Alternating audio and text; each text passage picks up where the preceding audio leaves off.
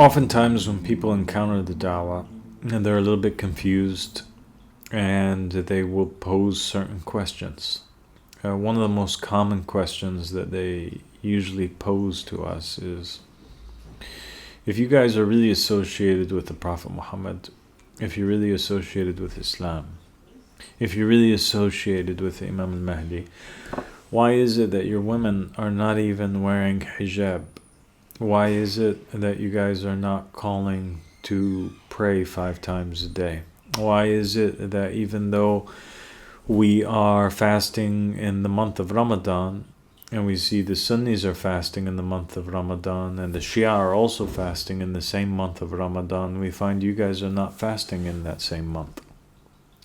Why is it that your laws and your jurisprudence and your practices are different than what we have known? And the answer comes really in the Gospels when we look at the story of Jesus and his dawah and his call. We find that Jesus was the Messiah who was sent to the Jews, and him and his disciples at the beginning of their dawah also were questioned by many people and asked the same questions which we are. In the Gospels, at one point, the followers of John the Baptist, who had accepted the prophethood of John the Baptist, unlike the Pharisees who rejected John the Baptist's prophethood, they would say to Jesus and his disciples, we're Jews and we're fasting. And we see that the Jews who don't accept John are also fasting. And yet you're the only one who differs. You and your disciples are not fasting. How can you claim to be the Messiah? How can you claim to be a prophet of God and speaking on behalf of God, but at the same time, you're not abiding by the laws of God, which came upon his servant Moses? And Jesus tried to make them understand that by giving a few parables, and he answered them by stating, why would the guests of the bridegroom mourn while he is present? There will come a time when he is not present, then shall they mourn. As if Jesus was to say to them, the bridegroom is the Messiah. He's the proof of God in that time. He's the man who embodies all of religion. When that man is present, when that Spirit of God is present amongst the people, then he is the prayer. And he is the fasting, and he is all of the acts of worship. Whoever obeys him succeeds, and whoever disobeys him, no matter how many acts of worship they perform, it is not accepted from them.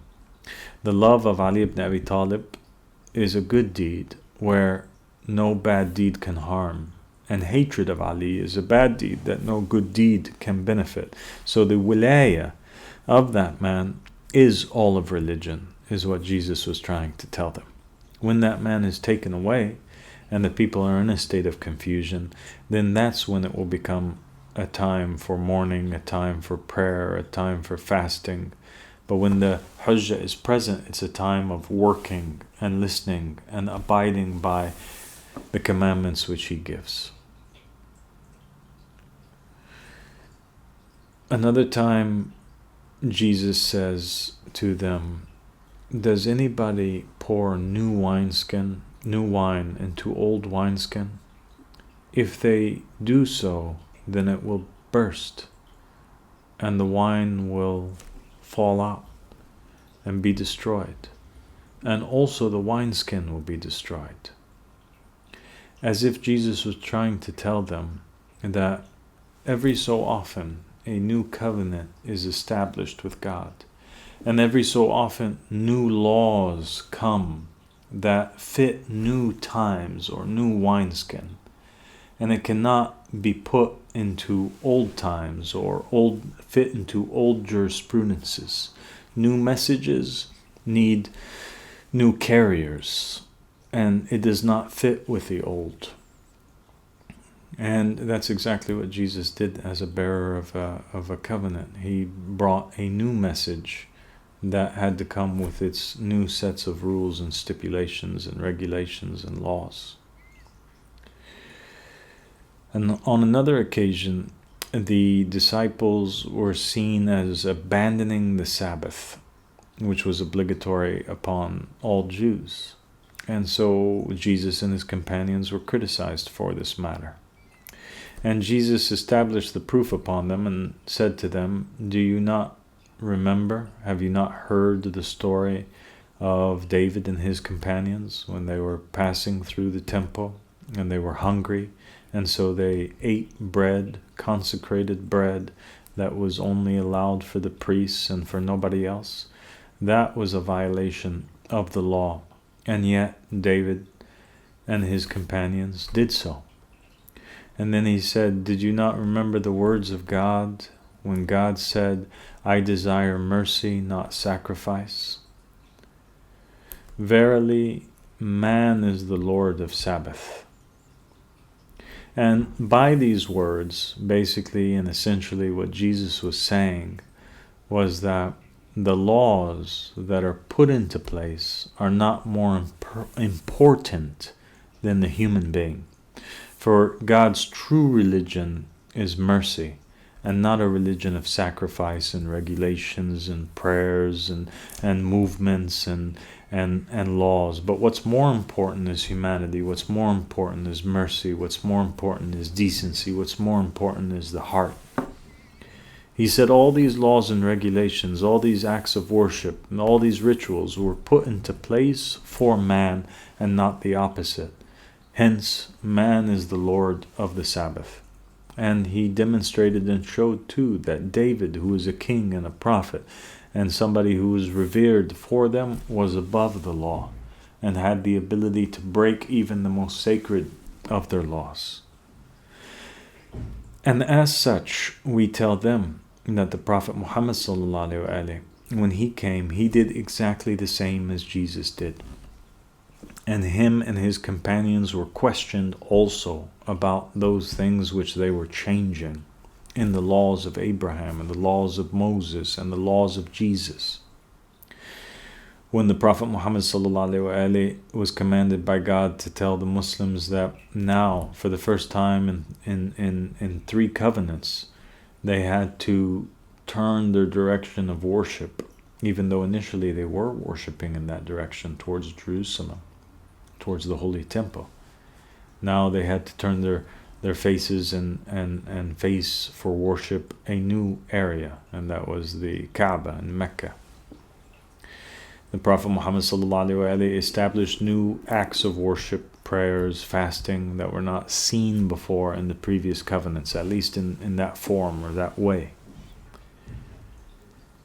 And the reasons why Muhammad ﷺ did it were the same reasons why Jesus did it and why Moses did it. And that is because he was a companion of a new covenant. And with that new covenant came new laws which were adaptable and were specific to that particular time. And as such, we are the companions of the 7th covenant. For the hadith of the Ahlul Bayt alayhim salam said that when the Qa'im rises, he'll bring a new matter and a new book and a new jurisprudence. And so it is evident that in the time of Imam Mahdi and in the time of the Qa'im, the riser of the family of Muhammad, there will be a new covenant which is established, a 7th covenant. And that is what we are commanded to invite people to, a new way and a new path with its new acts of worship, a continuation of the old, but not the same. The way that people feel today is the same that they felt before in those times. I think the Jews in the time of Jesus, they felt comfortable. They lost the true meaning of religion. They forgot that it was really about mercy and the love of God and about becoming a better human being, and they became attached to those rituals. It was performing these particular rituals that made them feel comfortable, made them feel spiritual. And so they got attached to the wrong thing. They left the basis of religion and they took the outer shells of religion and became attached to it.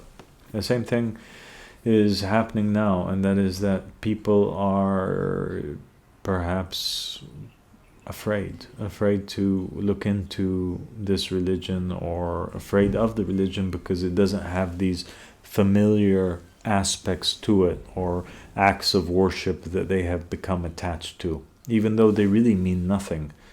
And they were merely tools that would help the human being gain a closer relationship with God until the establishment of a divine government, and God sends himself or his spirit through a messenger from him once again.